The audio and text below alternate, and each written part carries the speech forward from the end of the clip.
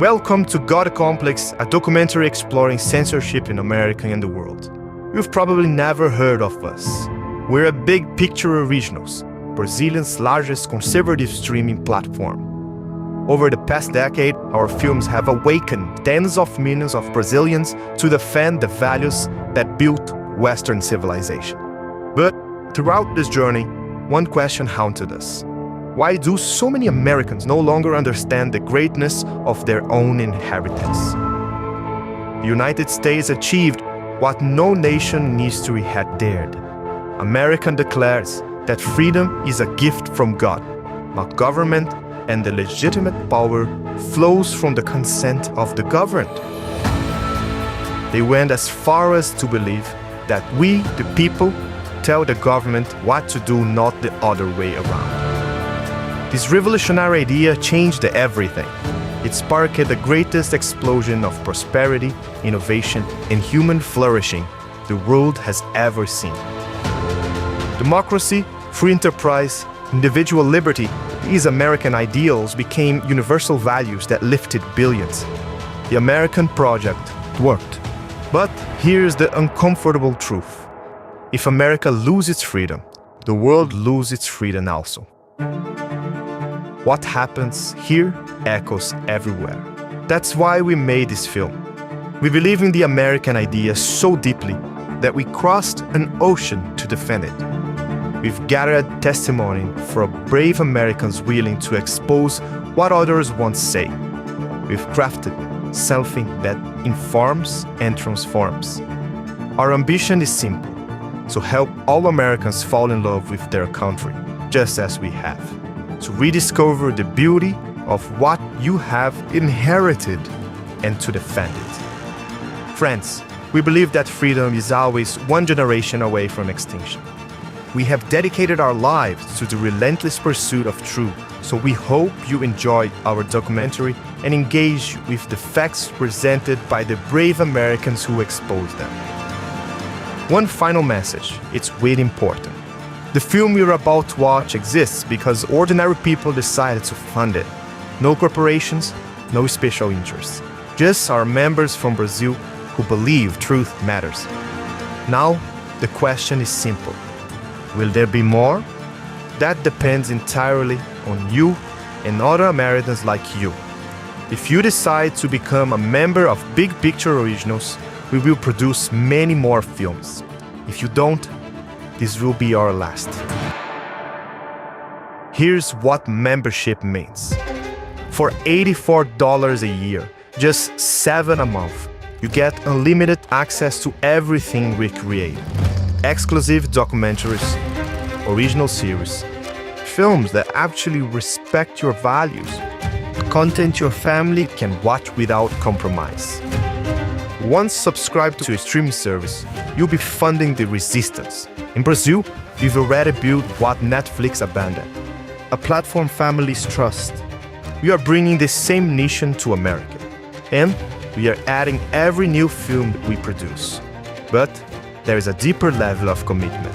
If you want to ensure this movement survives and thrives, if you want to look back and say, I was there when we fought back, become a founding member.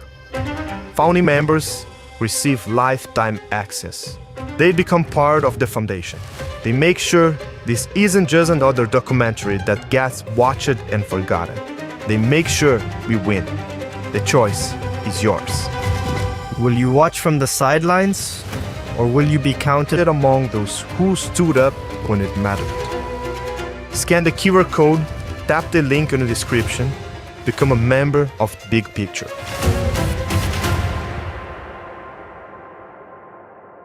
Now, here's God Complex, the rise of America's censorship machine. Enjoy the film, engage with the evidence, decide for yourself. See you soon.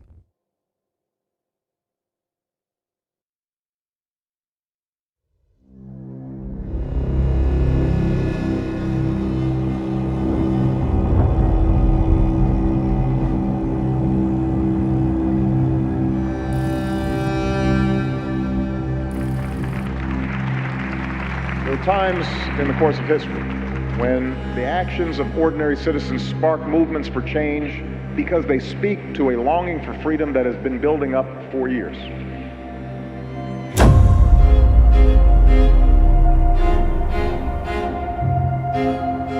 Dawn was still breaking in Libya on the 1st of September 1969, when a young desert Bedouin, promoted to captain of the Revolutionary Army, led a lightning coup that would forever change the country's destiny.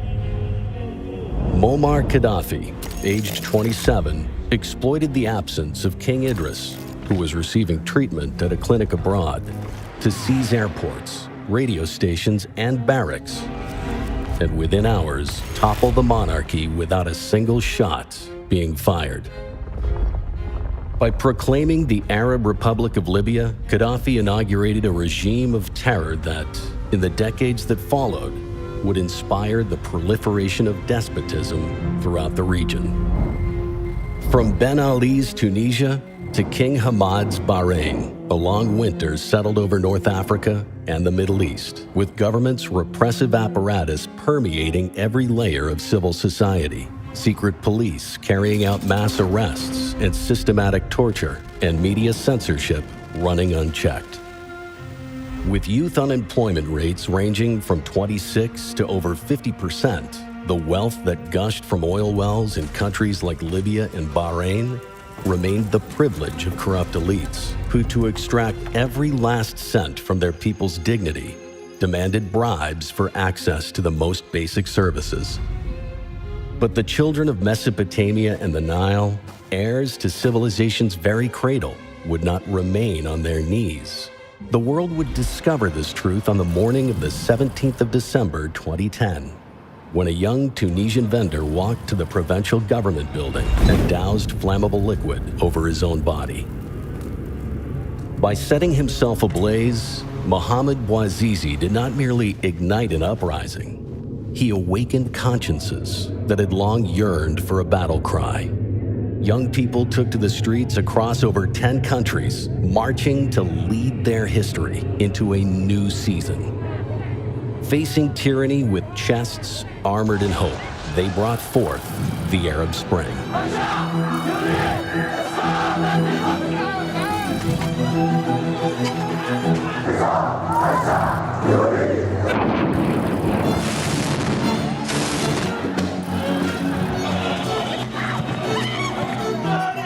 Cell phones and social networks allow young people to connect and organize like never before. And so a new generation has emerged, and their voices tell us that change cannot be denied. For the first time, the promises of a new era traveled along the highways of social media. Facebook pages mobilized thousands in Egypt and Tunisia. YouTube videos carried the revolt from capitals to smaller cities in Yemen and Bahrain. Twitter hashtags fanned revolutionary flames in Syria and Libya. The new digital tools emerged as the mortal enemy of authoritarianism. Yet, in late 2010, Tunisian protest pages began mysteriously vanishing from Facebook. An inquiry led by the platform's chief security officer revealed a sophisticated phishing campaign orchestrated by Ben Ali's regime, which stole hundreds of user passwords through the state-controlled internet agency. Meanwhile, under Hosni Mubarak's direct orders, Egypt's 4 main internet providers shut down routers at the Ramses Exchange simultaneously, wiping out 93% of the country's networks within about 6 minutes. Internet monitoring experts labeled it almost entirely unprecedented in the history of the internet. But it was in the darkest night that a powerful ally orchestrated the counterattack to ensure the winds of change continued to blow: the United States of America. In Cairo, we heard the voice of the young mother who said, "It's like I can finally breathe fresh air for the first time." In Sana'a, we heard the students who chanted, "The night must come to an end." In Benghazi, we heard the engineer who said, "Our words are free now. It's a feeling you can't explain." Inspired by the visionary ideas of young State Department official Jared Cohen, the U.S. government poured millions into anti-censorship technologies, workshops on cyber activism, and quiet pressure on Silicon Valley giants, arming protesters with digital weapons to breach firewalls, give voice to the voiceless, and herald freedom's final triumph. In January 2011, Ben Ali fled Tunisia after 23 years in power. In February, Hosni Mubarak resigned from Egypt's presidency, which he had occupied since 1981. In October, Muammar Gaddafi was killed, ending his 42-year regime. 4 months later, Abdullah Saleh left power in Yemen, 33 years after assuming it.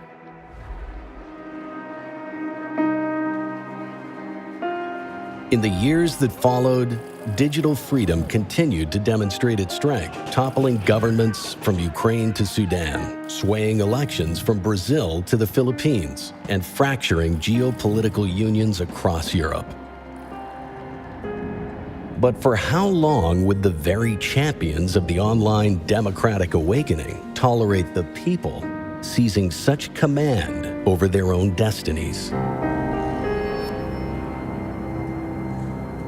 Indeed, one of the biggest reasons for democracy's weakening is the profound change that's taken place in how we communicate and consume information. We see that our new information ecosystem is turbocharging some of humanity's worst impulses.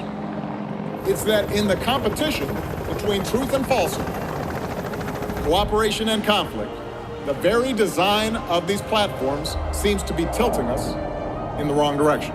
The internet is a tool. Social media is a tool. At the end of the day, tools don't control us. We control them, and we can remake them. And that's why it's been so difficult over the past 4 years when even the US government has pushed for censorship. What's your message to platforms like Facebook? They're killing people. They are directly speaking to millions and millions of people without any level of oversight or regulation, and that has to stop. By going after us and other American companies, it has emboldened other governments to go even further.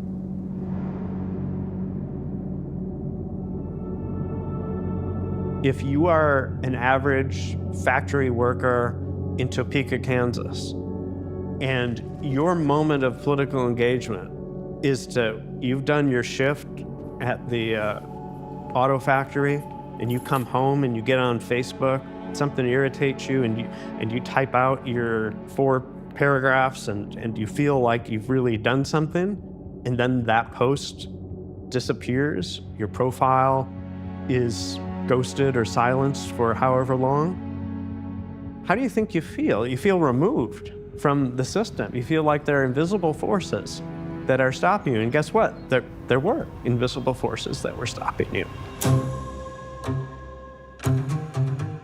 When social media became a thing in the late 2007, 2008, 2009, we realized that grassroots organizing was fundamentally different than it used to be. It used to be face-to-face. It used to be kind of a grind to get people to show up and fight for their freedoms. But with the very rudimentary versions of social media that emerged in 2008, 2009, we discovered that people could self-organize. You work for us! You work for us! And so as a Tea Party organizer, we organized something called the March on Washington. We thought we'd get 10,000 people. We got 1.5 million and totally overwhelmed any infrastructure we planned. It surprised the Capitol Police. It surprised the Park Police. It surprised everybody. And at that moment, as I'm looking out at this crowd, I'm like, something is fundamentally different. Something has changed.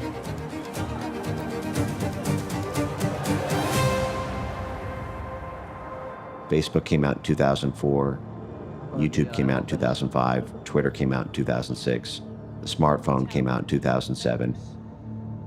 Roll 19, Mike Benz, take 1.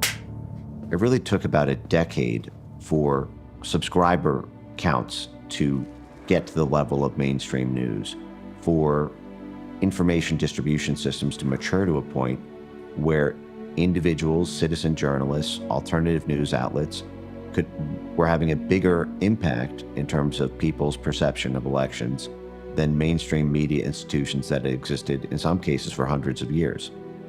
We go back all the way to the Gutenberg Bible, for example, right? We don't have to have just monks or scholarly royalty who have access to information. We make it available to the masses. Well, what does the internet mean? It means that we don't just have to rely on NBC or CBS or the New York Times to tell us what's going on. It means that everybody with a camera and with devices who can make a website can get out there and engage in it.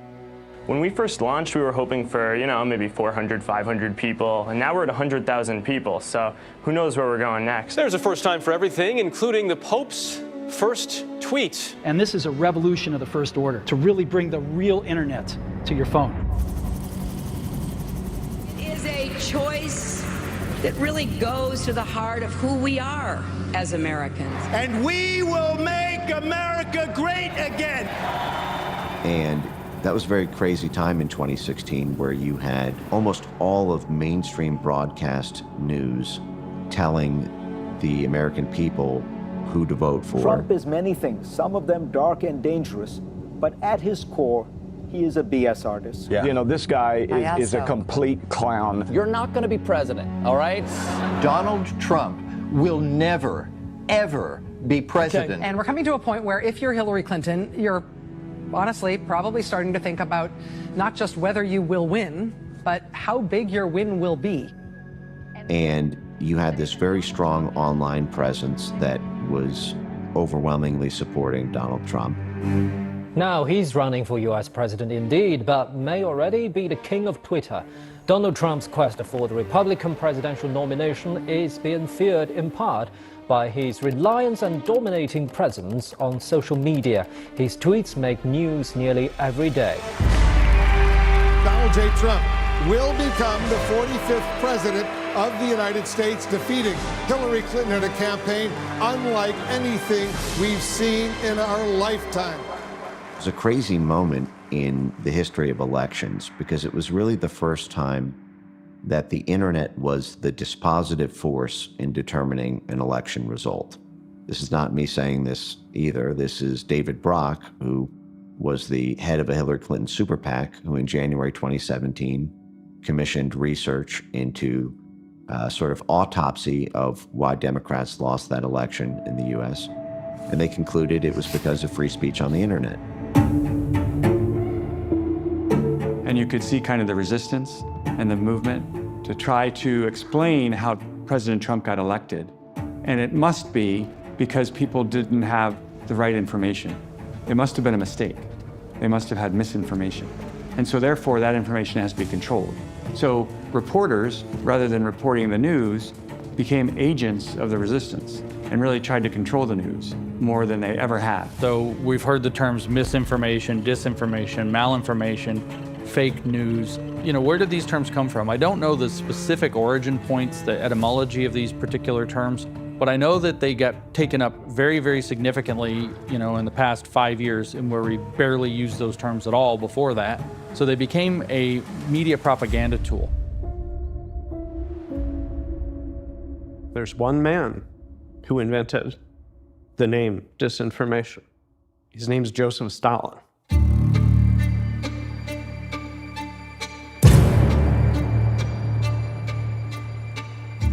Soviet Union created the notion of disinformation, that there was one central truth, and that was held up high both by the Politburo, by those in power of the Communist Party, and it instilled truth from the top down.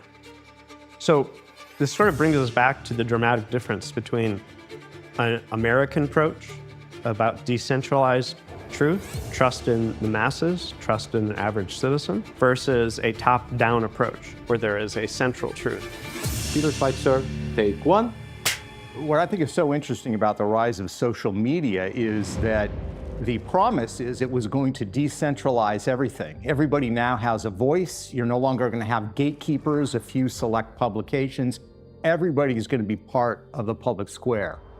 The problem is the public square is dominated and controlled by a couple of large companies, and those large companies themselves reflect certain values and views. So you have this strange reality where the technology diffuses and creates a lot of voices, and yet you have the corporate power that maybe wants to restrict and control on certain issues.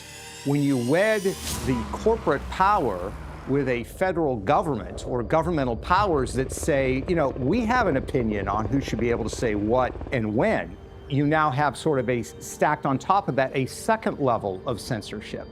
I don't think people would have imagined that those companies that gave us those communities and our Facebook friends would suddenly be massive government contractors and would be at the beck and call of the FBI or a guy named Elvis Chan saying, hey, censor that story, it's disinformation.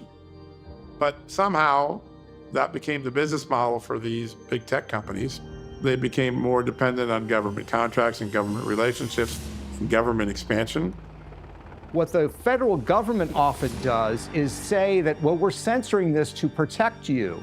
We're not doing this to serve our own interests. We're doing this to protect you. It's for the public good. It's for the public safety. The very people who told us they were protecting us from disinformation were actually spreading it under the banner that they had created. And I don't think most Americans fully appreciate yet that that is the outcome of this machinery, that the disinformation people were actually the disinformation artists. So it's much more deceptive at the federal level, and it's much more sophisticated as well. Because what we have to remember is that the government apparatus in the United States was fine-tuned during the Cold War and then during the global war on terror, where information warfare became a central component of fighting wars.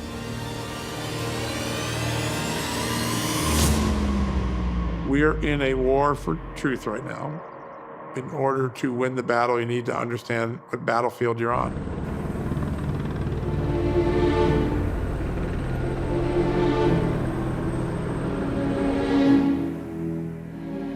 I began my journey into chronicling the censorship industrial complex and its various nodes, really starting in 2016. Free speech diplomacy was a concept that really began in the United States in the 1940s. After World War II, an Iron Curtain descended over Central and Eastern Europe, and the communist proclivity to crack down on free speech meant it was very difficult to build resistance movements and build up alternatives to communist government. So free speech began to be championed as this democratic ideal by our State Department, starting with the first democratic election in Italy.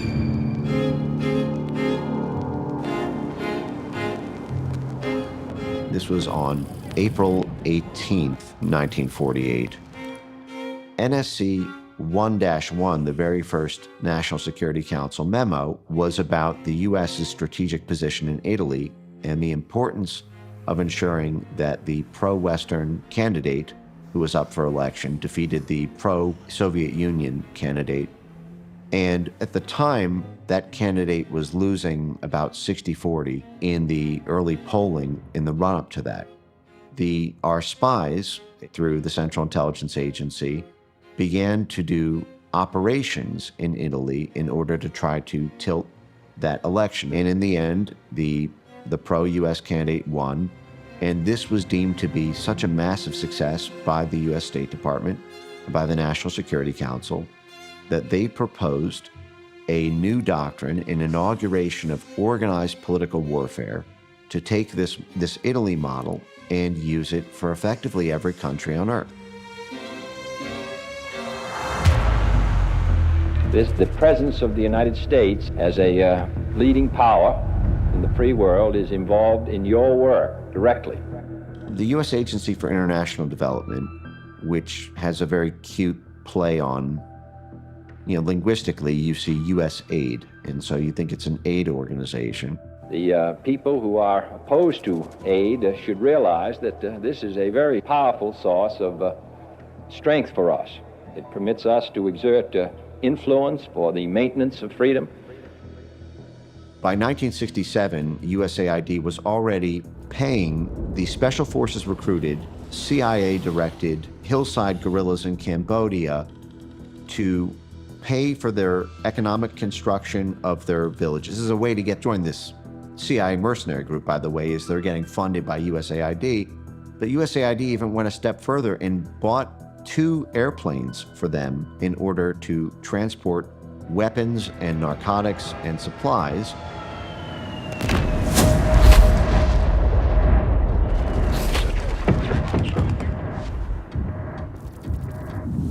I say this, and oftentimes people will laugh, and then they'll be surprised when I keep a relatively straight face, but I always say when it's too dirty for the CIA, you give it to USAID.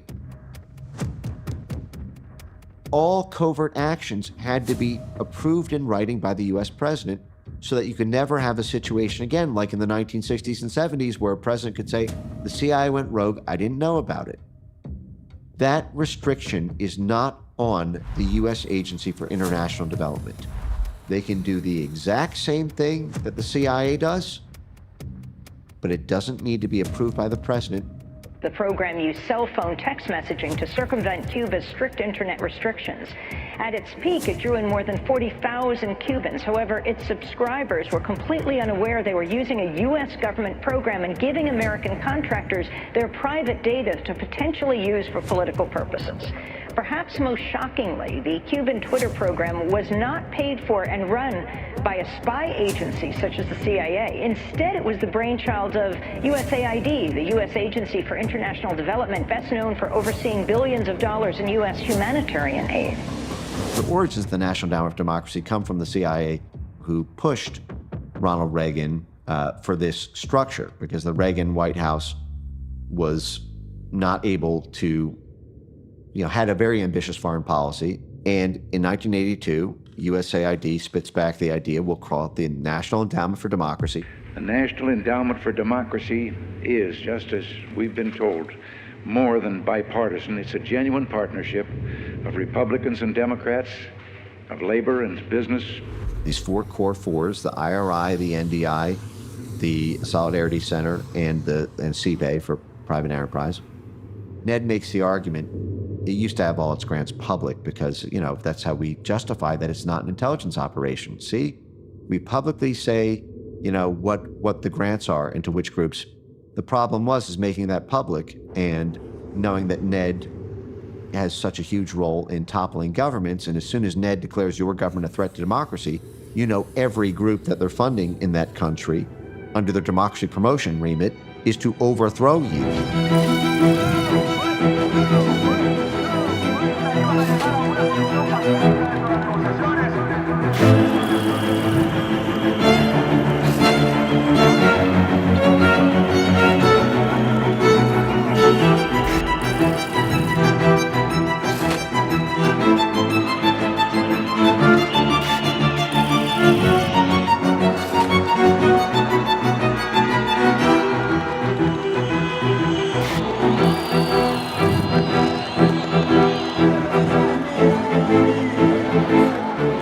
Well, the Arab Spring was the product of a concept at the U.S. State Department called digital diplomacy, sometimes called statecraft 2.0. Today's 21st century statecraft is bringing together technology and the talents of our citizens to influence events in ways that previous generations could never have imagined. I am very proud that the State Department is engaging the public here at home and around the world through Facebook and Twitter, YouTube and Flickr. So my message is simple. Please use the communication tools at your disposal to advance the interests and safeguard the future of our nation. The policy planning staff in about 2006 brought on a young man named Jared Cohen. At the time, he was in his mid-20s.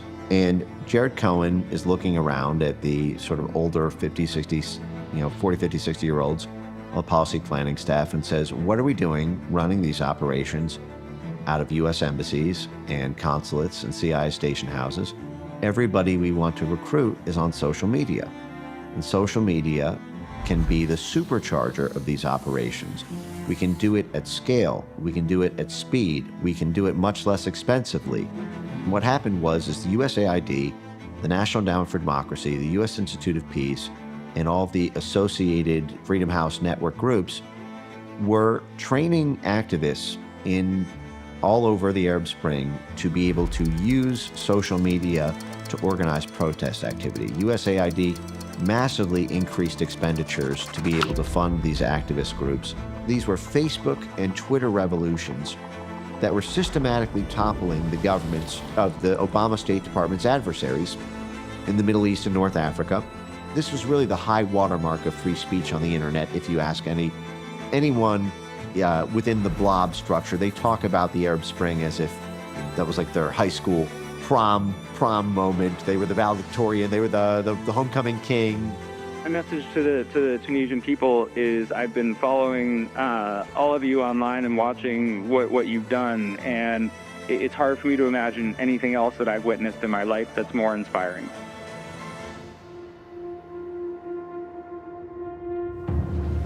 So this network is extremely powerful, and it can pick the rise and fall of presidents. It can destabilize countries. So an extraordinary night of euphoria in Berlin. Within hours of East Germany's decision to let its people go by opening the border to the west, the city erupted in a frenzy of celebration.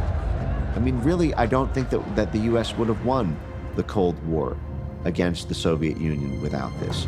I don't think that there would have been freedom movements that were successful in Poland or Hungary or countless countries around the world without this apparatus. But it became an easy button. It became a way to be able to topple any government you don't like. This happened in 2014 in the Maidan Square revolt in Ukraine.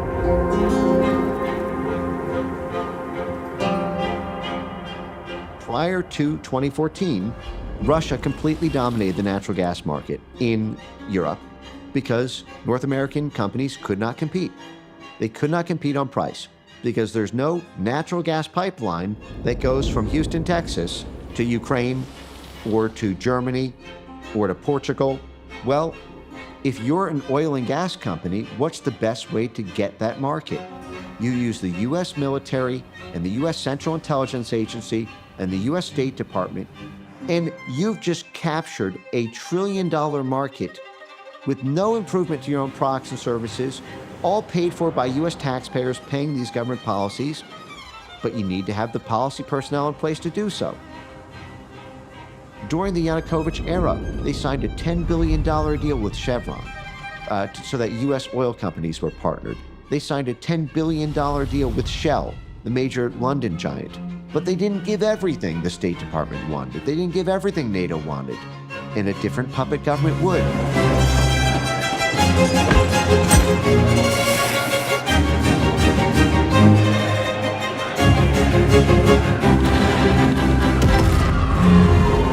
He ran something like $5 billion of U.S. aid funds into the right sector mobs that would effectively riot. Yanukovych had to flee because of violent riots. At this hour, it appears Russian military forces are crossing the border into neighboring Ukraine, in a region of Ukraine known as Crimea.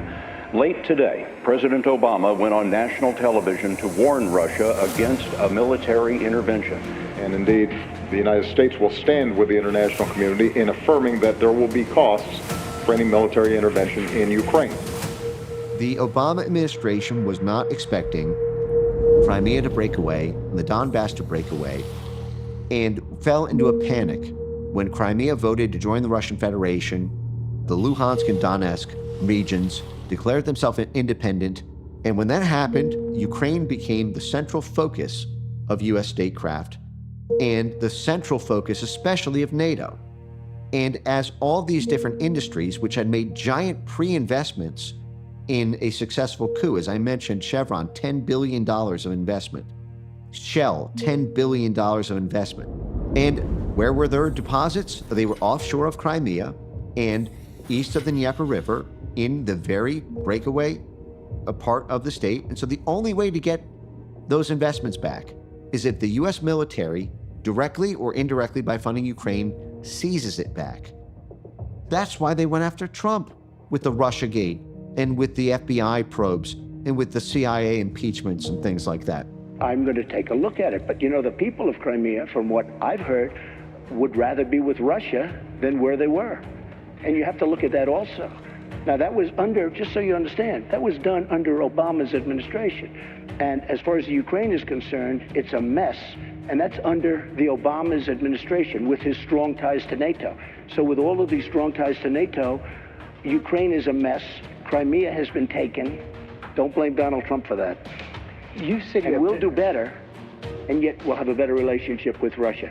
And having a good relationship, maybe, and having a good relationship with Russia is a good thing, not a bad thing. Yeah, I think Trumpism was seen as a threat, and he personally was seen as a threat. You know, his willingness to kind of be skeptical of conventional wisdom from both parties is something that was seen as a threat. But they kind of saw not so much Trump, but the idea that government was to be treated with such skepticism as something that needed to be stamped out. The CIA is not allowed to operate domestically. The Department of Defense is not allowed to operate domestically. The Department of State is not allowed to operate domestically. USAID is not allowed to operate domestically, but there's one exception. There's one get out of limitations free card, and that is the CIA can spy on an American if they suspect that American of working with a foreign power. Tonight, President Obama, for the first time, publicly blaming Russian President Vladimir Putin for hacking the 2016 U.S. election. The intelligence that I've seen gives me great confidence in their assessment that the Russians carried out this hacking. And the CIA and FBI agree as to why. Director John Brennan telling the CIA workforce in an internal message that, quote, there is strong consensus among us on the scope, nature, and intent of Russian interference in our presidential election. I'm John Solomon. I'm the founder and editor-in-chief of Just the News, a longtime investigative reporter. And when the Russia collusion story broke in fall of 16, my FBI sources told me there's nothing there. It's just a ruse, or it's going to go away after the election. It's not true. We're pretty confident it's not true. And by the way, you look at the documents now, they knew around that time it wasn't true. They knew the Steele dossier wasn't true. But by January, February, and March, it had gotten a fever pitch, and I kept wondering to myself, how could it be that something that's not true be taken so seriously and be portrayed as true? Now, you referenced this President's Daily Brief document that was drafted for President Obama in early December that reaffirmed what the intelligence community professionals, as you say, had been assessing for the previous 6 months leading up to the election, which was that Russia neither had the intent nor capability to essentially hack the outcome of the U.S. election. As you said, President Obama's political appointees pulled that document before it could be published, and it has not been published until we released it today. Then DNI James Clapper took the lead on what President Obama wanted done, and which was essentially create a document that tells us not if, but how Russia interfered with the election. And that's where the big lie first erupted in terms of being able to justify censorship. It's hard to justify censorship against Americans. So what do? You tie them to scary foreign nationals. Simply because they might hold the same views as supposedly these Russian bots were. And this is really where the handoff happened during the time of the 2016 election into the present day, where those same U.S. agencies, the State Department, USAID, the Central Intelligence Agency, went from free speech diplomacy to promoting censorship. For most of our history, censorship is predominantly focused on acts that some people found offensive. And now all of a sudden it became censorship of an entire body of thought, of entire people, or a political class. And that was the beginning of the origins of an extraordinary 5-year buildup of what we now call to be the censorship industrial complex.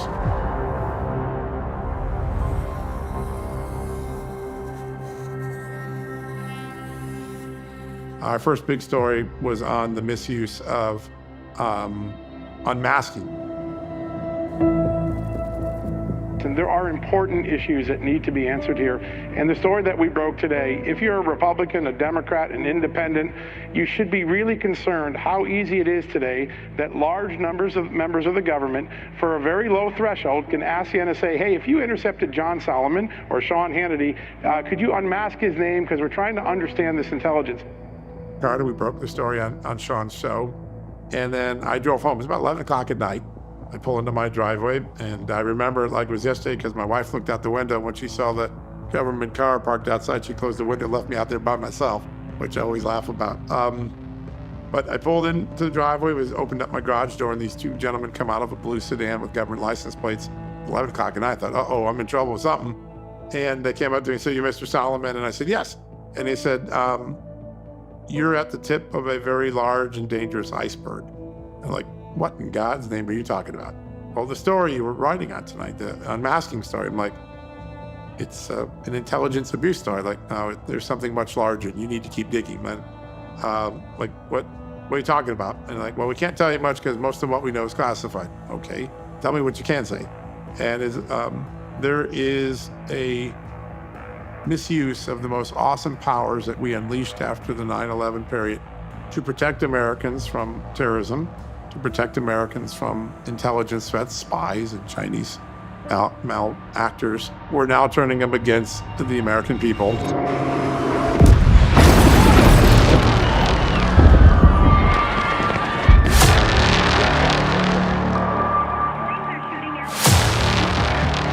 You look back at that moment and you realize that the terrorists of 9/11 had a far more profound effect on our American society than we appreciated. We were so scared that a bunch of 19 ragtag terrorists from Saudi Arabia and run by a Pakistani guy inspired by a Saudi dissident named Osama bin Laden could carry off such a spectacular plan against the most mighty country, against the most mighty city in the country, against the greatest two-tower symbols of economic superiority, the World Trade Center, and the most important five-sided building in the world, which was the emblem of our military might, the Pentagon. I mean, these guys took out the Pentagon and the World Trade Center, 19 guys who, barely knew anything about America. They just flew planes into it. It so shocked our sense of superiority, our sense of security, that we were willing to trade in some freedom for security or peace of mind. And that trade for freedom gave rise to a massive bureaucracy. The massive bureaucracy gave power to new massive powers, the Patriot Act and the FISA expansions that went way beyond what FISA was originally meant to do in the 70s. So the global war on terror, in a sense, the target of the information warfare was easy to identify. It was jihadis. It was people that were fighting American soldiers on the battlefield. It was terrorists. Once that ended, they needed to create a new demand for their services. One of those new demands was saying, wait a minute, we have domestic terrorists in the United States, or potential domestic terrorists. They're not actually blowing things up like the jihadis were. They're not actually calling for violence against the United States as the jihadis were, but they may potentially down the road be terrorists. So these government agencies started identifying people that had, somewhat radical views or views I certainly don't share that are sort of out there, but there was no actual violence, demonstrated violence behind them, and yet, just as a precautionary measure, they argued that we needed to now start censoring these people.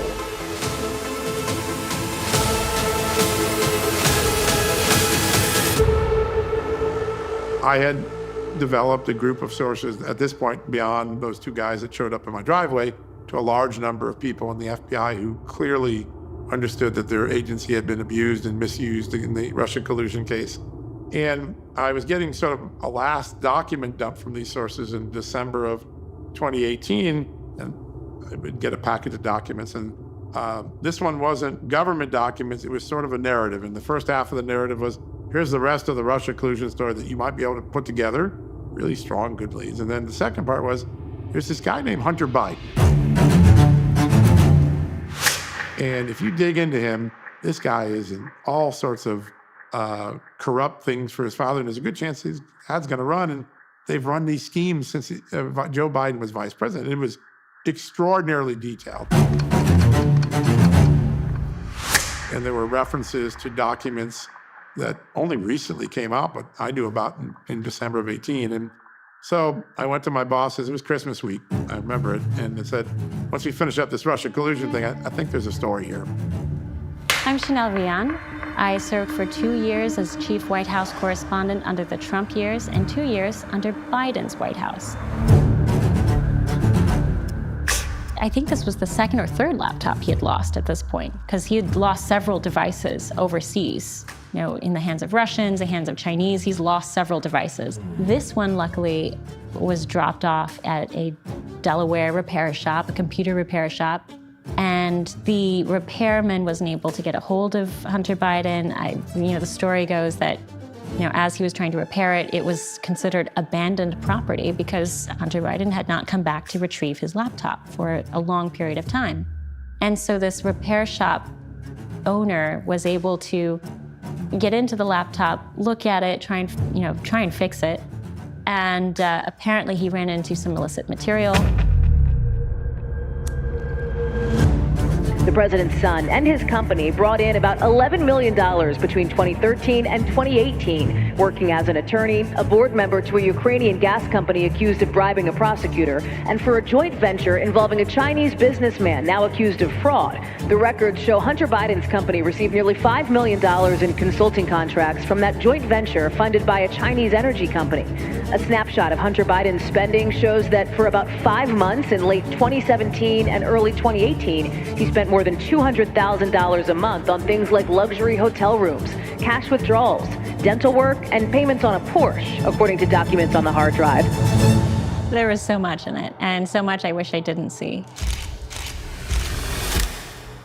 This laptop showed emails between Hunter Biden and oligarchs and individuals from around the world, and his father at the time was vice president, and there were some very sketchy, if you will, interactions between Hunter Biden and business deals that would take place in China right around the same time that his father, the vice president, was flying out there. Diamonds and gifts were being given to Hunter Biden, and all in ostensibly exchange for these high-powered individuals to get a picture with Joe Biden, or the possibility of, potentially firing troublesome officials, like in Ukraine. Broke the very first story, Ukraine, that President Joe Biden had bragged on this videotape that he had shut down or threatened to hold $1 billion back unless they fired the prosecutor. I said, I'm telling you, you're not getting $1 billion. I said, you're not getting $1 billion. I'm going to be leaving here. I think it was, 6 hours? I said, I'm leaving in 6 hours. If the prosecutor's not fired, you're not getting the money. That prosecutor just happened to be investigating his son Hunter in Ukraine. And that story hit like a nuclear weapon. I mean, all of Washington jumped on it. And I was at The Hill, which is a pretty well-respected mainstream news organization. And for 2 months, the New York Times and ABC News, you can go look at this, they all matched my story. They all said it was true. And that is why tonight I stand before you to officially launch my campaign for a second term as President of the United States. I accept this nomination for President of the United States of America. Joe Biden is taking aim at President Trump as he kicks off his 2020 presidential campaign. The former vice president held his first rally yesterday in Pittsburgh. The single most important thing we have to accomplish is defeat Donald Trump. The former head of the CIA, the former acting head of the CIA, Mike Morell, who is at the CIA during the formation of this growth of intelligence and the idea that intelligence's job is to suppress misinformation, himself creates one of the greatest intelligence community intrusions on an American election in history.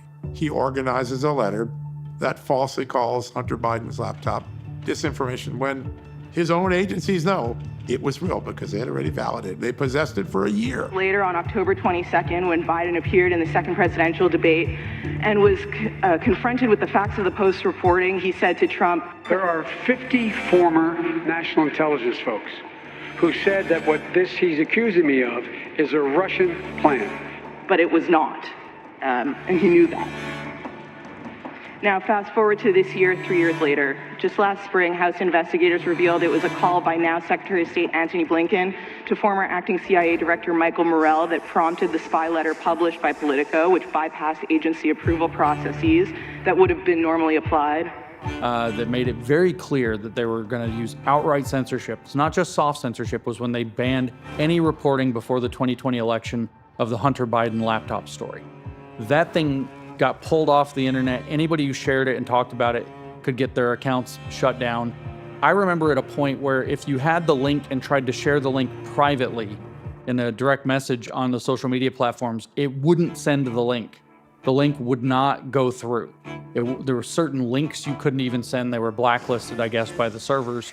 And so we all became very aware of very rampant censorship very quickly. Well, the Hunter laptop story and the suppression of that and the censorship of it was naked election interference, election rigging by government agencies and their lackeys in social media. Your average user probably didn't realize that this was so coordinated until Elon Musk bought Twitter and released what were called the Twitter files. In the 3 months since, Musk has released an incriminating stream of internal documents revealing what some experts assess to be proof of shocking government censorship at the highest levels. We found out that there were government agents embedded within Twitter that were contouring those policies. And the Twitter files were this project that Elon Musk took on when he purchased Twitter, where he allowed reporters like Matt Taibbi and Barry Weiss and Michael Schellenberger to come in and actually read the communications between government agencies and Twitter executives and Twitter engineers, where we discovered a very granular level of government censorship. And when you look at how it began and the funding mechanisms, all of that unfortunately began during COVID under President Trump. Now, do I think Trump encouraged censorship? No, but you had these deep state agencies who thought, well, given COVID and all, we can just pursue whatever we want. And anyone who gets in the way, we're going to steamroll over.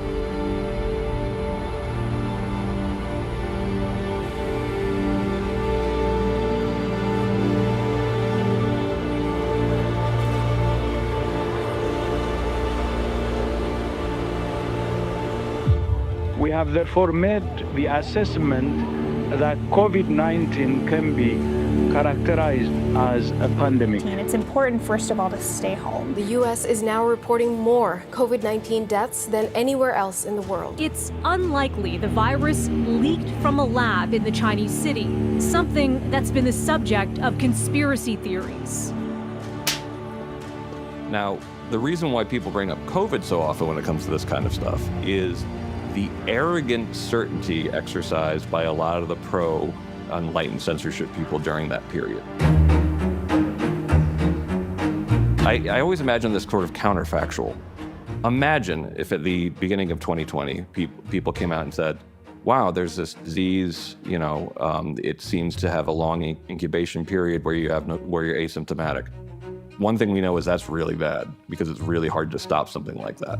However, we don't know a great deal else about it. We have some general parameters, we have some ideas, but we are still doing experiments. In the meantime, exercise caution.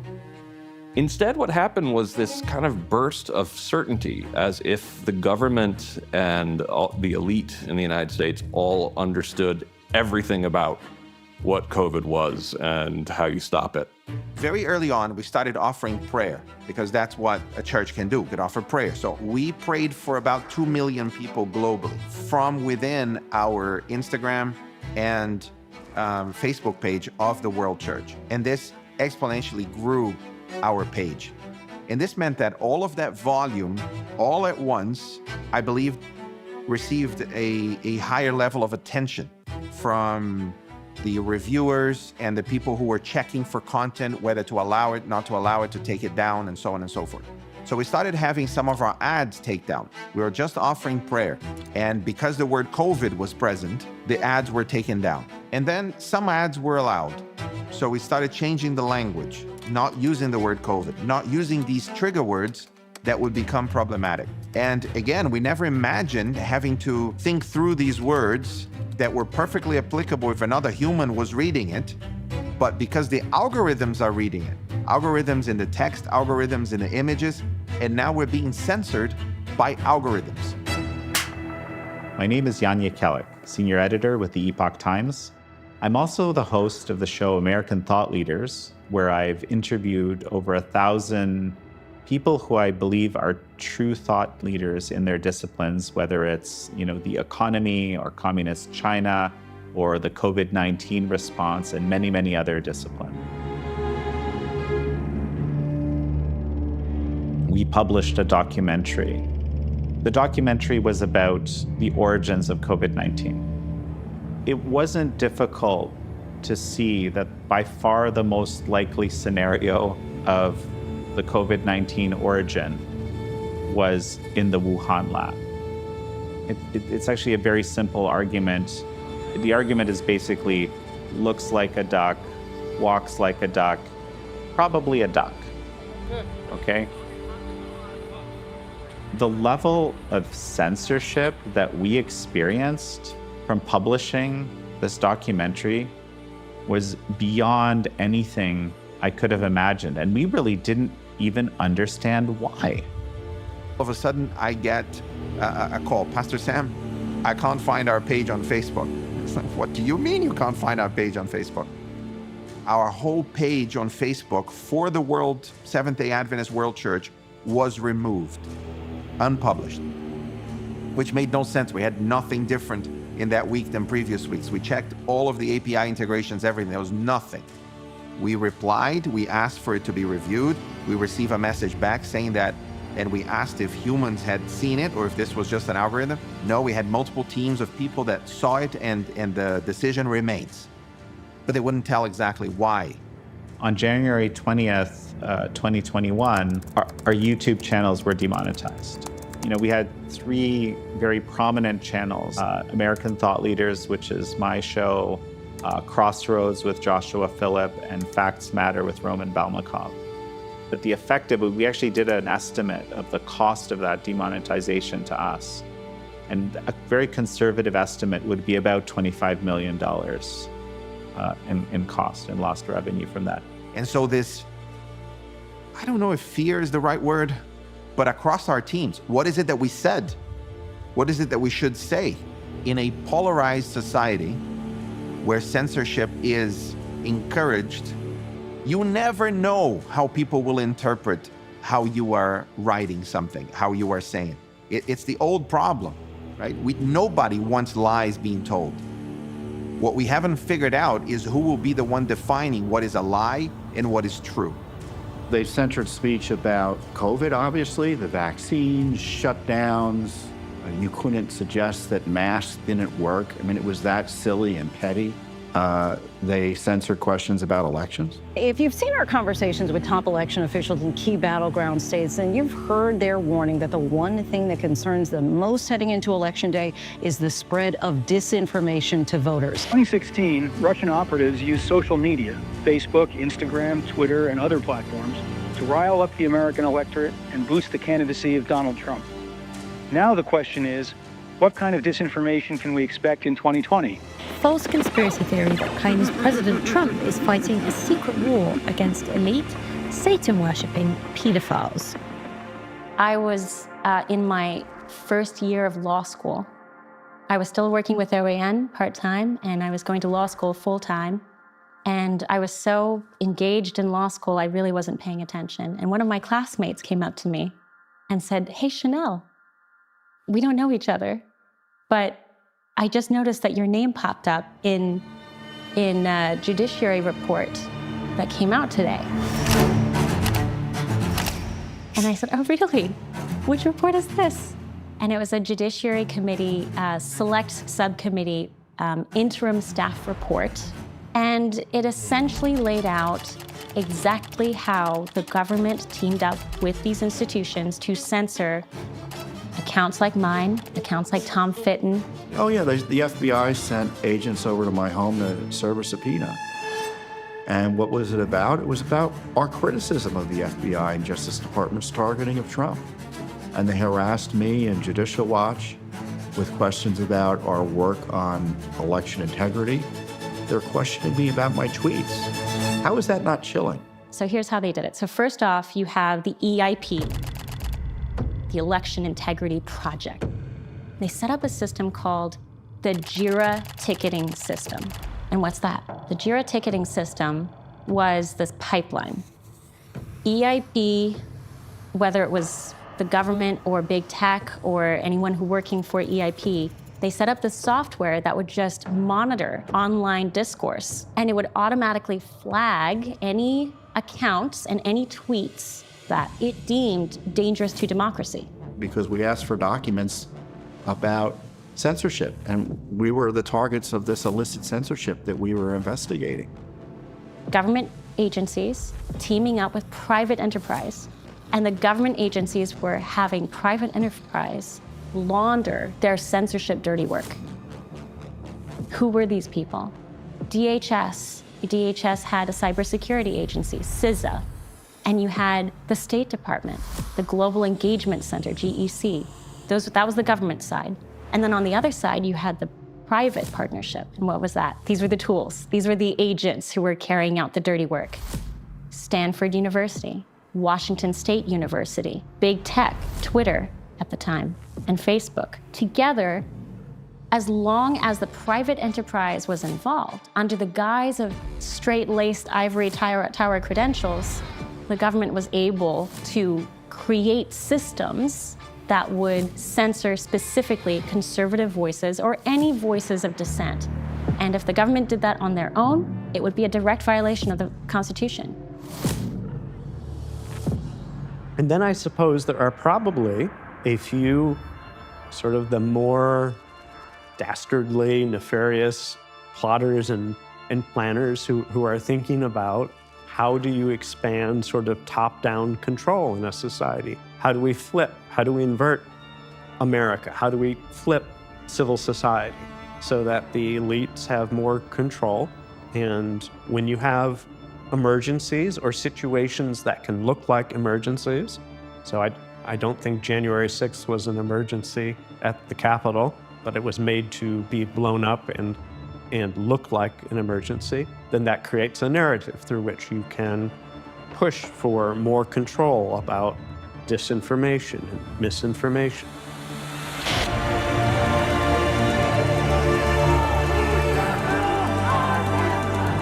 The police are now running back into the Capitol building.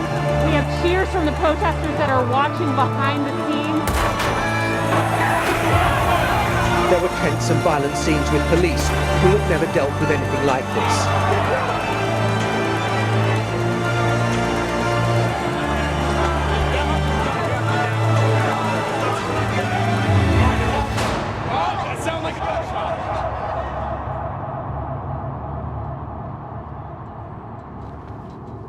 I mean, just think about this. A sitting president of the United States, elected by the American people, had his Twitter and Facebook accounts frozen. Our founding fathers could not possibly have imagined that. Twitter was clear today that it banned the president for what it feared he would do and the injuries or deaths that could result. 9 News reporter Jennifer Meckel spoke to a social media expert about Twitter's unprecedented decision. Right after January 6th, when he posted a video, calling on his supporters, make sure that you're protesting peacefully. I know how you feel, but go home and go home in peace. X, I believe, shut down his account and said this is inciting violence. This is a very interesting argument that they were posing. In U.S. law, under the U.S. Constitution, the First Amendment is absolute, but there are some exceptions. As always, in the law, there's always exceptions. And those exceptions are very narrow, very limited, rightfully so. Those exceptions include, you can't incite violence. You can't say things that will cause a group of people to become violent. And so, X, or Twitter at the time, was using that argument. Well, we're going to act like the government. We're going to take down the account of the sitting United States president because we believe that he is a danger to the United States. It started percolating among the deep state during the Trump administration, let's be clear. And it metastasized under Biden, and censorship became an all-of-government mandate. And was everyone on board to censor Americans and other critics of the regime? May God bless America, and may God protect our troops. Thank you, America. Well, the biggest case that went to the Supreme Court was a case where a number of doctors who were speaking out against the COVID policies were taken off of Twitter and lost their social media accounts. Allegedly, because the White House and the federal government during the Biden administration put pressure on those platforms to cancel those speakers. Went all the way up to the Supreme Court in a case called Murphy versus Missouri, and that case is a very good case. The evidence that the Supreme Court recounts is bone-chilling, that the federal government would call a private media company like Twitter or Facebook and say, cancel this speaker or take down this post. It's crazy that the government would do that. And this really hit the most extreme, I'd say, during the Biden administration when they were trying to roll out the vaccine program. While they're trying to push that program, they also tried to censor anyone who was basically arguing against it. And they pushed us super hard to take down things that were honestly true, right? I mean, they basically pushed us and said, you know, anything that says that vaccines might have side effects, you basically need to take down. These people from the Biden administration would call up our team and like scream at them and curse, and it's like these documents it's all kind of out there. Chairman Huizenga and Ranking Member Kamlager-Dove, I appreciate the invitation to speak with you today. I believe it's my patriotic duty to do so because the premise of this hearing, the so-called censorship industrial complex, is a fiction. So Nina Jankowicz was the head of the government disinformation bureau that was set up during the Biden administration to police speech. That, of course, caused an uproar in this country. It was quickly considered a bad idea, and it was abolished. But the idea that the government would have a ministry of truth is so Orwellian and scary to all Americans that their speech would be policed, and if they didn't say what the government approved, they would be punished. What ended up coming out in a series of leaks around the Disinformation Governance Board in April 2022 was that CISA, the Cybersecurity and Infrastructure Security Agency, had as its list effectively of disinformation categories that it was focused on was anything that basically talked about open borders. They called it irregular migration, Ukraine policy, climate change, abortion. These things have nothing to do with cybersecurity, and they have nothing to do with national security at all. There's no reason that the federal government department set up to stop another 9/11 should be stopping Americans from talking to other Americans about the relative use of coal versus, lithium batteries as a source for energy. But the fact is they saw this as a way to control political discourse everywhere. They would accuse everything of being racist. That rapidly spread into the sexual politics, where they would accuse everything of being transphobic or anti-LGBTQ, as they phrased it, using this long acronym. As I said, I personally got removed from Twitter in the summer of 2022 over the issue of using the phrase "okay groomer" to respond flippantly to people that were pushing trans ideology, especially toward children. But even now that the Biden administration is gone, God bless you and God bless America. Thank you very much. the social media platforms are still acting to censor speech on their own. The problem is the censorship apparatus. These people that were involved in information warfare in the Cold War and then in the global war on terrorism are still embedded in our government agencies. And you can replace for example, the Secretary of the Department of Homeland Security and you can put political appointees at the top levels. But deep in the bowels of the bureaucracy, those people still exist. In a very Orwellian way, you discover that there's this whole ecosystem of censorship. Government agencies, government bureaucrats going through Uncle Bob's tweets in a very granular way, but also a lot of government-financed NGOs, a contradiction in terms. I don't know how you get government financing in a non-government agency, but that's a thing. Many of those NGOs are populated by former government employees, what we call the revolving door.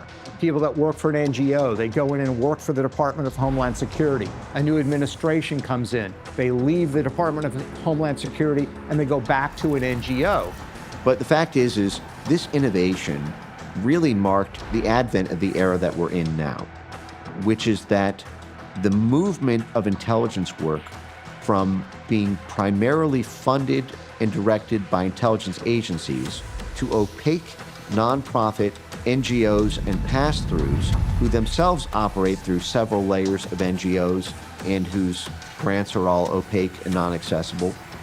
But yet these institutions penetrate every aspect of our society, effectively has turned our entire society into an intelligence state.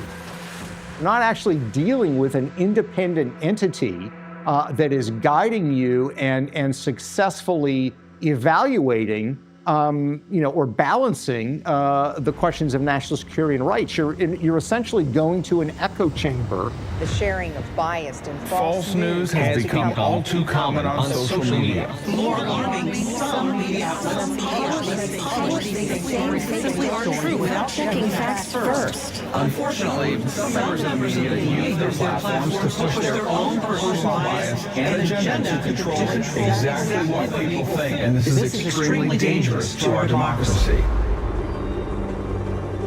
These are NGOs that tend to support generally far-left entities, and they tend to have a top-down view of how society should be organized. And that, I think, is the reason why they believe the control of information is so important. It also serves a very important political purpose, because if you adopt their position that we need to censor unpopular or quote-unquote non-mainstream voices, mainstream media entities tend to have a center-left perspective. We're in the midst of a trust crisis in the world of media, which is because so many in the legacy media have lied in order to preserve left-leaning narratives. To take just the most recent example, we were told by the legacy media that President Biden was just fine. For years, anyone who questioned his health and mental fitness was trafficking in cheap fakes.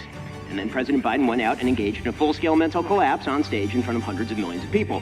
So we can see why Americans, at least Americans who are not Democrats, do not trust the media. The question isn't really why the legacy media have lost Americans' trust. We know that answer. The question is why, despite that loss of trust, the legacy media continue to gain share in the advertising market. And the answer is simple.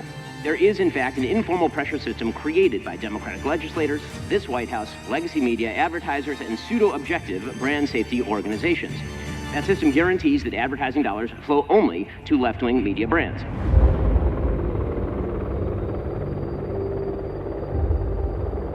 NewsGuard is very similar to what we're talking about with EIP.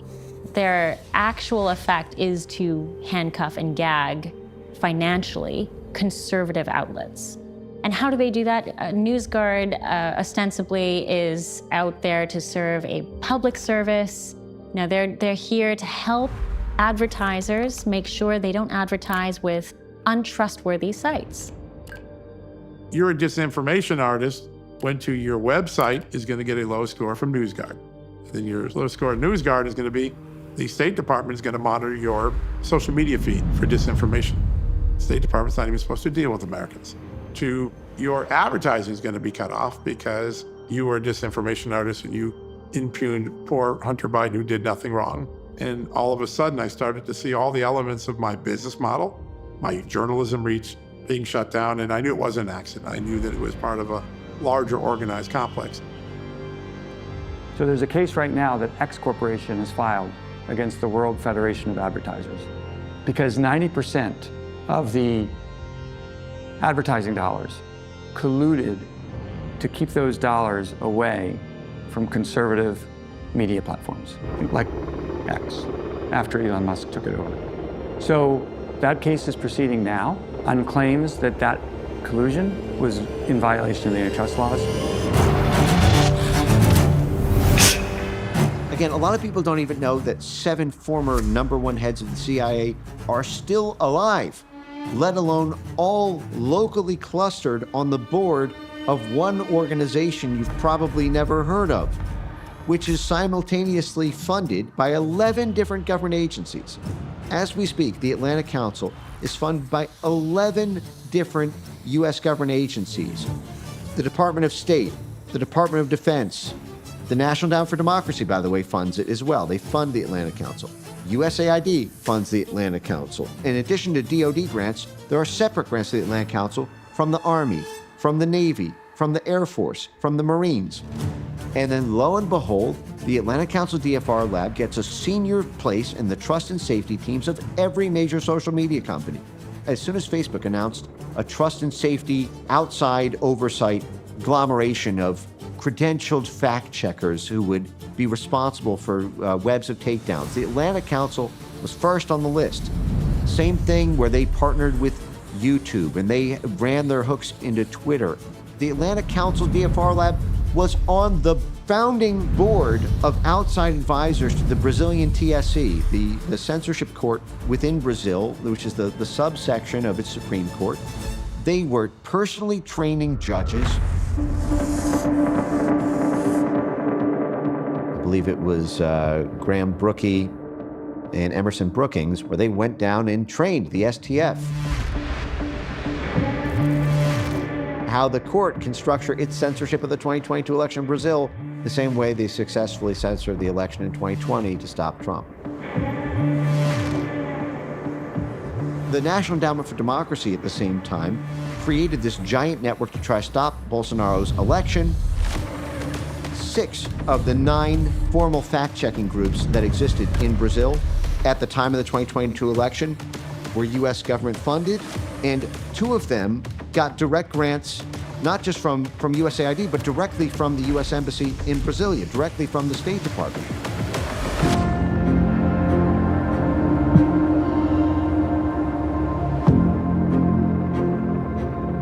We watched the very ideas that were born and honed here, the disinformation czar, the global engagement center, the grants, the rating systems, the social credit scores. We saw it being exported to Europe. We saw it exported to Latin America. We saw it applied to Bolsonaro like it was applied to Donald Trump. You can spin the globe and I can tell you how information integrity is defined in Brazil, in Poland, in Italy, in Czech Republic, in Madagascar, in Bangladesh. Here's a cheat code. Go to Journal of Democracy, the in-house journal of the National Endowment for Democracy, put in a country name, put in the catchphrase threat to democracy, and I will tell you with 100% certainty how 99.999% of disinformation is defined in that country. It will be defined as anyone, news institution, social media account, NGO, civil society organization who supports the group or movement that the National Endowment for Democracy has labeled a threat to democracy. It is that predictable, it is that extensive. My mother's British. I never expected to see the UK arresting 30 people a day for offense speech. You know, putting someone in prison for burning a Quran, arresting someone for silently praying. It's gotten completely nuts. And I try to put this in historical perspective. In the first Red Scare in the United States, America arrested about 2,000 people each year. At the time, America was in population twice as big as what Britain is now. They're arresting about 11,000 people each year, and it's not a national security crisis. The first Red Scare was a national security crisis. There was a bombing campaign in the United States. Like, things were scary then. And if you look now at what's happening in Europe, Germany, for example, it's very scary that you can be arrested for just posting on social media something that is deemed to be impolite. And the cops will come to your apartment, take away your computer, and take you to jail. It's illegal to display Nazi symbolism. A swastika or denies the Holocaust. That's clear. Is it a crime to insult somebody in public? Yes, it is. And it's a crime to insult them online as well? Yes. The fine could be even higher if you insult someone in the internet. Why? because in internet, it stays there. You know, watching on 60 Minutes, German officials actually laughing and celebrating the fact that they arrested someone for calling a politician a penis. Groth complained about a tweet that called him a Pimmel, a German word for male anatomy. That triggered a police raid and accusations of excessive censorship by the government. As prosecutors explained to us, in Germany, it's okay to debate politics online, but it can be a crime to call anyone a Pimmel, even a politician. USAID had a formal program that was administered by the National Endowment for Democracy, NED, called CEPS, Consortium for Elections and Political Process Strengthening. One of the CEPS program 9 objectives was to develop international norms and standards to be codified into international laws and regulations to require accountability of social media platforms for hosting disinformation. Now, if you as an American think about this for a second, you cannot pass that law in the United States because of the First Amendment. But a foreign country can that doesn't have the First Amendment. And if you simply get foreign countries to pass laws that are constitutional there, that go after X, that go after Facebook, that go after YouTube, for hosting pro-Trump content, pro-Bolsonaro content, pro-Marine Le Pen movement in France, pro-Nigel Farage content in the UK, you can force the social media companies to their knees. So the situation's pretty grim for free speech globally, and it's being challenged in the United States right now as well. And if it falls here, it falls everywhere. Western civilization will be defined by how these next 5 to 10 years of history play out. And we haven't even touched on things like artificial intelligence, which poses an enormous challenge to humanity. You know, there's a temptation to try to think that artificial intelligence can sort out in some godlike function truth from falsity. The DARPA, which is a Pentagon, essentially quasi-think tank, they did the Civil Sanctuary Initiative that was to create an AI that would be able to scour the internet and discern truth from falsity. Now that's out there somewhere. We don't know which companies have bought it, who's using it, who's not. Just was created and now it's gone. Who is Jared Cohen? Right, so dealing with ISIS online really means we need to understand what are the technological capabilities that are allowing them to take over hashtags, that are allowing them to proliferate fake accounts. Jared was at the State Department under Hillary Clinton and I think Condoleezza Rice. And he made a pitch to Google to be able to combat electoral disinformation on the internet.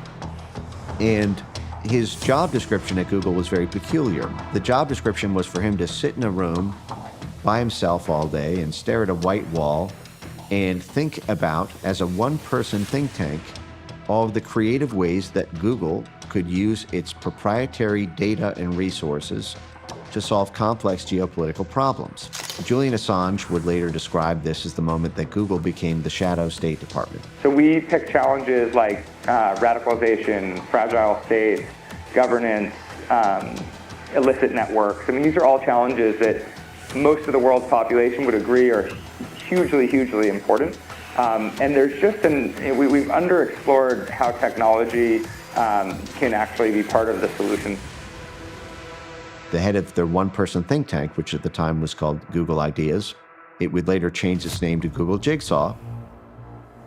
So Jigsaw, can't make this stuff up, became the new roving sort of half AI, half human moderation, search out dis and misinformation or perspectives we're not sure are quite true or are, quote, misleading, and then figure out ways to correct that or address that. Google Jigsaw produced what was really the world's first retail censorship, AI censorship product. It was called Perspective, which is one of the reasons that this pursuit really captured me when this was made publicly accessible in early 2017, because the first 3 things that Google Jigsaw trained its model on were the 2016 presidential election, the UK Brexit vote, and then issues around climate change. In 2016, 0% of political speech was moderated by AI. By 2019, over 98% political speech was pre-flagged by AI.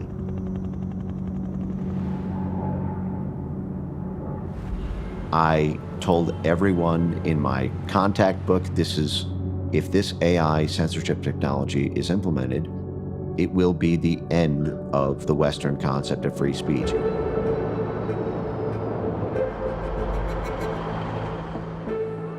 This is worse than George Orwell's 1984. In George Orwell's 1984 world, at least the government was doing this in the open. They were censoring and creating thought police in the open. In this case, the JIRA ticketing system, what was happening in 2020, what the government was doing with the private sector, was George Orwell marries Franz Kafka and the trial. There's nothing comparable. There simply is nothing comparable in terms of the size and scope of people's free speech rights being suppressed. This is the broadest attack on the First Amendment and free speech in the history of the country.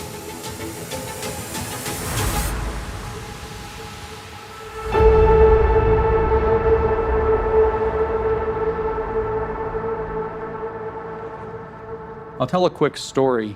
A lot of people don't know this story about Mao's reign in China in the 1960s, 50s actually, and 60s. Stalin had died in 1953, and in 1956, Khrushchev gave his secret speech, as it was called, where he confessed to all the sins of Stalin and talked about how Stalin was brutal and an awful dictator and everything was terrible. So all the socialists, believe it or not, all the socialist countries in the world tried to liberalize some. They were going to retain socialism, but they were going to give people more freedom so they didn't come off looking like Stalin. Mao comes up with this idea that was called the 100 Flowers campaign. And his declaration was, let 100 flowers bloom, let 100 schools of thought contend. And so this was a free speech experiment. In fact, he encouraged criticism of the government. What Mao believed was that he had brainwashed the Chinese people so thoroughly that they would speak up and support socialism. First, they were scared and they started to write things. They were encouraged to write things. They were celebrated when they wrote things. So over the course of a few months, they spoke more and more and more. 4 months only into this project, 4 months only into the experiment of free speech and the most brutal dictatorship short of Stalin, suddenly you had the farmers taking back their fields from the communist cadres in the countryside. You had communism falling apart across China. A few more months of free speech would have ended the Chinese communist experiment. They couldn't hold it together. Censorship was necessary to keep their totalitarian regime in place.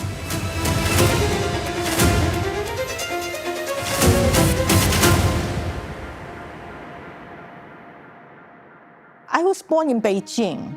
Sasha Gong, take one. My parents were professors at there, but very soon, the parents were sent to labor camp. So we children were left alone there. I was born in China, spent my first 26 years in Mao's China, and lived through the horrors of the Cultural Revolution. I was assigned to work in a candy factory. We had about 1,000 workers. Lots of us has the same experience. You see persecution, you see death. And remember in 1970, every 10 days we were dragged to see execution. One of my grandfathers spent 20 years in jail. My other grandpa spent 4 years in jail. And my aunt spent 11 years in jail for saying not liking Mao's wife. So, every adult spent time either in jail or in labor camps. So we pretty much grow up ourselves. What I can tell you about censorship is I did not know such a thing as censorship. Growing up in China, everything was controlled. We have only one source of information, and that's from the party. The education system, the media, the entertainment, the movies, it's just everything. And so when you had no access of information, actually, you did not even know you're being controlled. And I did not know there's such a thing as censorship. So somehow, when I was 17, I saw somebody posted a big character poster on the wall. They denounced Mao and, well, basically the CCP, that it's a feudal fascist regime. It was eye-opening to me. So I said, I got to know those people. So I lived through Mao's Cultural Revolution. I saw the beginning, I saw the end. The end is that a country totally divided. People turned against people, children against parents.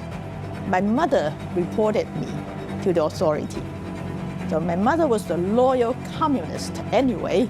So I was grabbed there and I spent 11 months in a cell with 7 guards 24 hours watching me. And then economy that was basically teetering to total collapse. And then Mao's successor, Deng Xiaoping, had to do something different. He had to open up China. He had to get foreign investment. If you think about our relationship with China, sort of beginning in the 1980s when China opened up, Western elites have said for a long time, we need to have engagement with China. If we put enough money into that country, into that system, we put enough money, they'll become like us. China was led, Communist China, the CCP, the Chinese Communist Party, was led into the World Trade Organization under the pretext that they would be a fair player. The whole concept of the World Trade Organization is we have a set of rules, and then we can adjudicate trade disputes based on these rules. China was not ready, even economically, to join, but the US said, we're going to support you. And when the US said, you're going to support you, that was enough. Bringing China into the WTO is a win-win decision. It will protect our prosperity, and it will promote the right kind of change in China. We need to have free trade, we need to have an openness, because the theory was, if we engage, China will become more like us. Here's the irony. We've actually become more like China.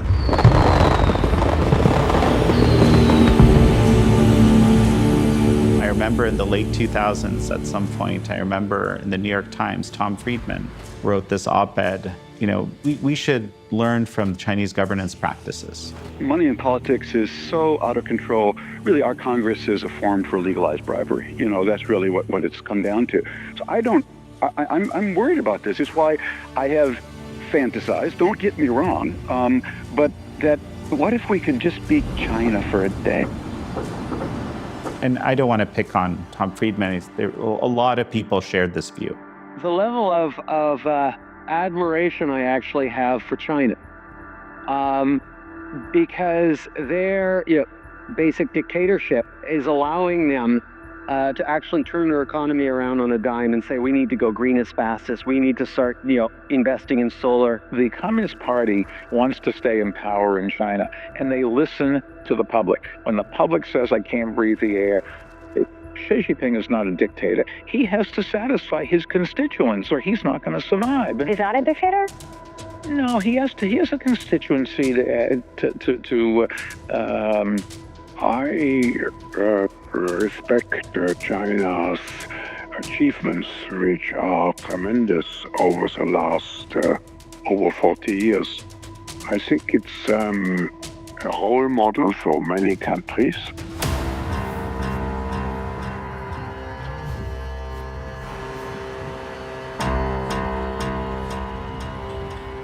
Look at how effective Communist China can be. I feel like there's this kind of love affair, this idea of efficiency, this idea of top-down control.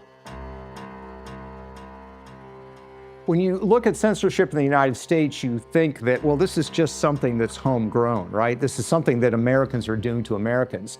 The reality is that a lot of this has been learned behavior from China. China has, their internet is behind what they call the Great Firewall. Have you heard about it? A lot of people haven't heard about it. And China is known for its Great Wall, but they CCP built a great firewall, control everything. Because in the beginning, the people think, okay, now there is a big hope for democracy in China because internet, you can't control internet. Yes, they could. So if you say something that the government doesn't like, they shut you down. Not only shut you down, they may arrest you. So it's even worked in a way better than before, because before they have to physically find you, and then put you in prison. Now they can just mark your phone and you can access to your bank account. You can't buy plane ticket. I call it digital totalitarianism. A friend of mine once retweeted I sent something in tweet. He copied my tweet and sent from his tweet, his Chinese social media account. I forgot what it was. It was very mild. And next day, he went shopping and said, no, sorry, you can't shop because your bank account is suspended for a week. In the Western world, we don't have that. But there are ways in which we have learned from Chinese methodology to be able to shut down conversation in the United States. And it's done in the same context. After all, what does China argue why the CCP needs to have control over the flow of information? National security. But in America, same thing. I was banned. I don't know, just one day my Twitter account would not work. I had no idea I don't even know what I said. And they never gave me a notice, just blocked me for about 2 weeks. I feel like back to China. And in communist societies, well, the truth is what the party needs the truth to be. They believe in a very real way that truth is just a manifestation of what someone says that is in power. But that's what they believe, that's what defines truth.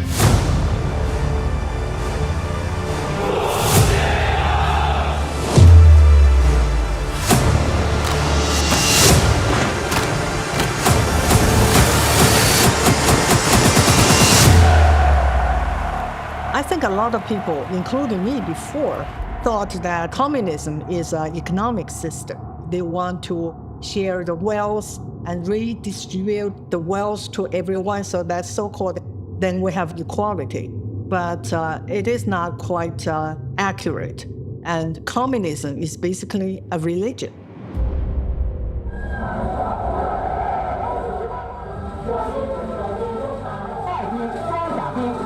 So it wants to replace the other religion, especially Christianity. Some of the most interesting polling I've seen done in the last couple of years is done by the pollster Scott Rasmussen. He'd be a great person to talk to. He has measured the difference between what we call the 1%ers in America and the masses, the 99% that they govern. You're a 1%er if you run a major company. You're a 1%er if you're a manager of a large federal agency. You're a 1%er if you're worth a couple $2 billion. The viewpoints of the 1% are vastly disconnected to the viewpoints of the 99%. That conflict explains why the 1% has been so interested in crushing populism, because whatever ideas they came up with in their ivory tower college classrooms or their boardrooms or their whiteboard big tech laboratories, they no longer resemble what the American people or the masses want. And what is censorship? It's control your speech. It's more than control your speech, it's control your thinking.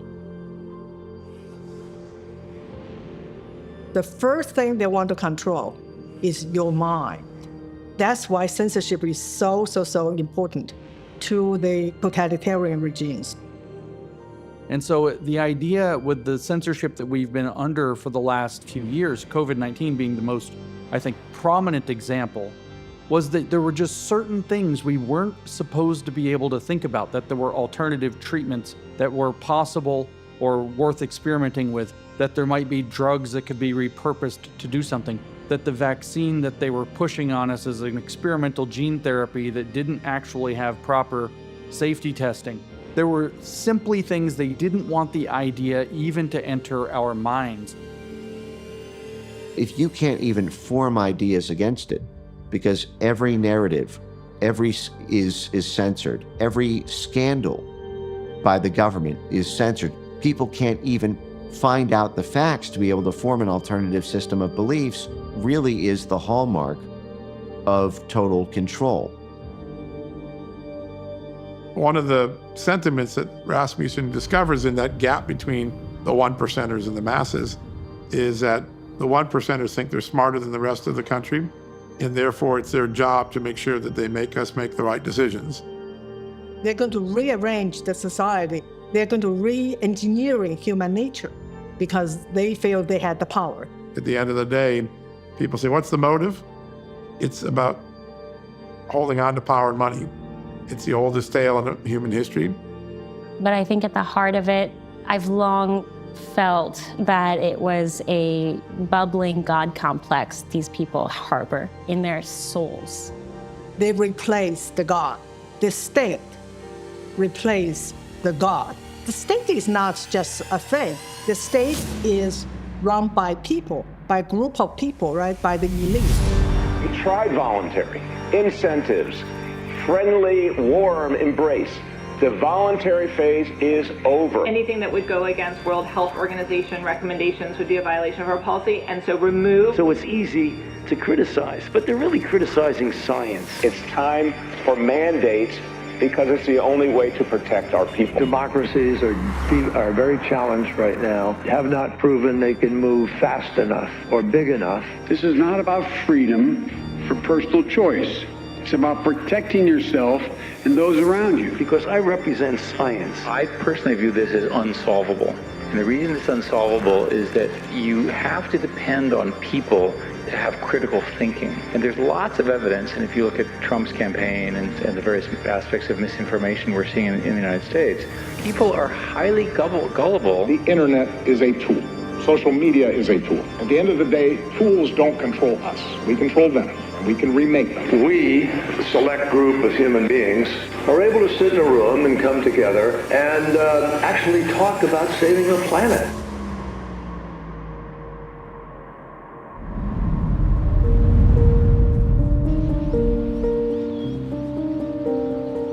I think if you want to talk about a way that having this deep engagement with communist China changed us, I think I would argue this is a profound way, because, the US system, which is really kind of the basis of every liberal democracy that exists right now in the world, actually it's based on the idea of creating a structure that prevents government from imposing too many rules.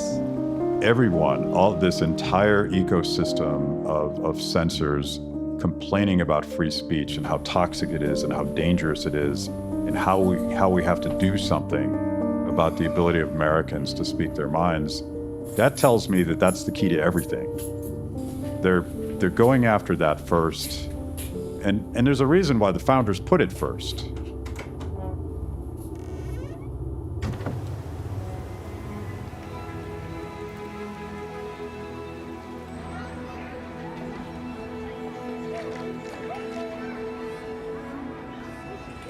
Our country was born in a conflict where a monarch in England tried to suppress, control, repress this restless group of colonialists on this side of the country. And when we decided we were willing to shed our blood to form a country to break away from Great Britain and King George, the very first thing that each of our founding fathers decided was our ability to speak our mind, to challenge our government, was going to be essential to the formation of the United States. It's before the Second Amendment, our right to defend ourselves, our right to bear arms. It's before all of the other amendments, because the entire basis of the American project was that one patriot getting up on a soapbox in the town square and questioning the power of the king. That's the entire basis of the project. If they can take that away, they can take everything else away. And the founders didn't consider these rights to be, something they scientifically derived. They saw them as God-given rights. And so we have these free speech rights independent of whether they're in the Constitution. They're God-given, they're divinely given to us rights. The only kind of state that can prevail and that can remain is the one that puts love at the heart of it. Oh, but Sam, you're just being so romantic right now. How can you have a state that prioritizes love? Is that impossible? Well, that's the attempt that they've made in the United States. Your rights are given by God. God, who loves you, created you. And therefore, those are your rights. You could have them removed from you, but they are still your rights. When Benjamin Franklin left the Constitutional Convention, a lady asked him, "What have you designed? What have you made?" And, his terrific answer was, "A republic, if you can keep it." If we look at the Star Spangled Banner, which is our national anthem, the first stanza is a question.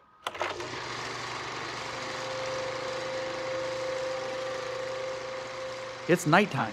The sun is going down. They saw the flag, what they last saw at twilight's last gleaming. They saw the flag. It was still there. And now it's been a long night filled with battle and war. And the question is it still there? Our national anthem is us asking the question day after day after day, did we lose the American experiment last night as we slept? What it means to be American is to be able to think as you want and to speak as you think. And that is a long tradition in our country, that nobody tells anybody else what they can say or what they can think. And so it's a fundamental question that every American, in my opinion, should be asking all the time. Are we still the land of the free? Is America still the land of the free? Is America still the land of the free? Yeah. Is America still the land of the free? Yes, it is. I believe it is.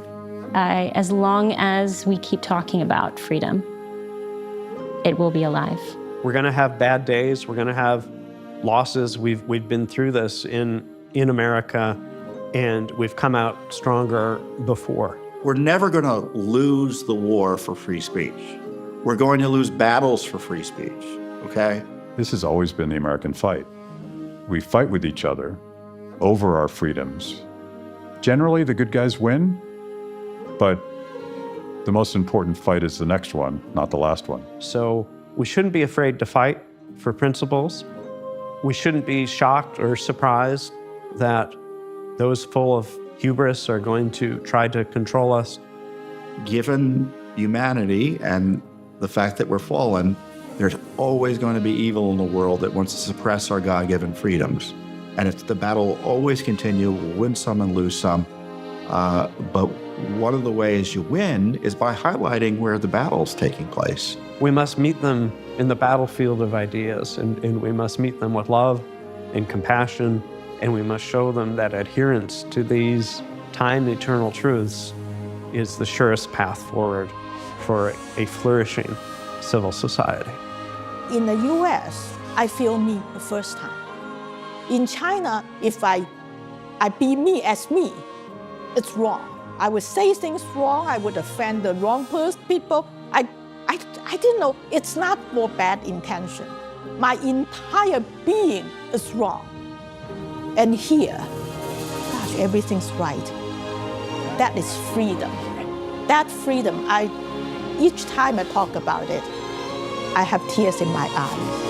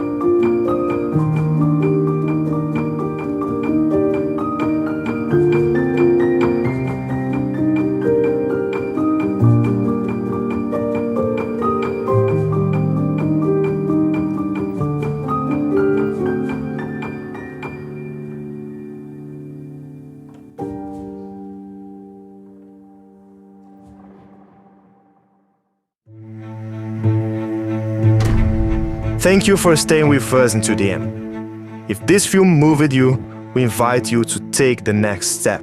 We built Big Picture Originals as an independent platform, sustained not by corporations or political interests, but by people who still believe that truth matters. What you just watched exists because ordinary citizens decided to act. Today, you can join them. By becoming a member, you unlock every original production we've ever made, and all those yet to come. Complete interviews from God Complex, the e-book with the evidence and documents behind the film, and powerful works like From the River to the Sea, an award-winning international film about the war in Israel, The End of Nations, without being enemies in a war. series on global politics and the power battle between the United States, China, and Russia, and Smokescreen, a documentary uncovering the political manipulation behind the fires in the Amazon. In coming weeks, new series will premiere: The History of Communism,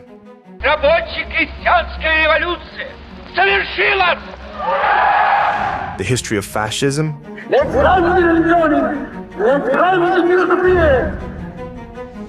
The Pope Who Defeated Communism, Niech stąpi duch Twój i odnowi oblicze ziemi.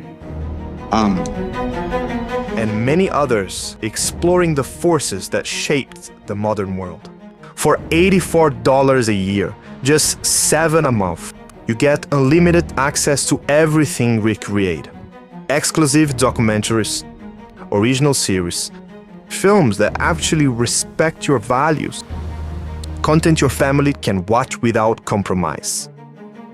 But this is about more than access. It's about building a cultural movement. If you believe culture should not belong only to those who despise the values that built the West, become a founding member. For $399, you receive lifetime access and help secure the independence of a platform to defend freedom through art and truth. Scan the QR code or tap the link in the description, join Big Picture Originals, and stand with those who choose to fight back. See you soon.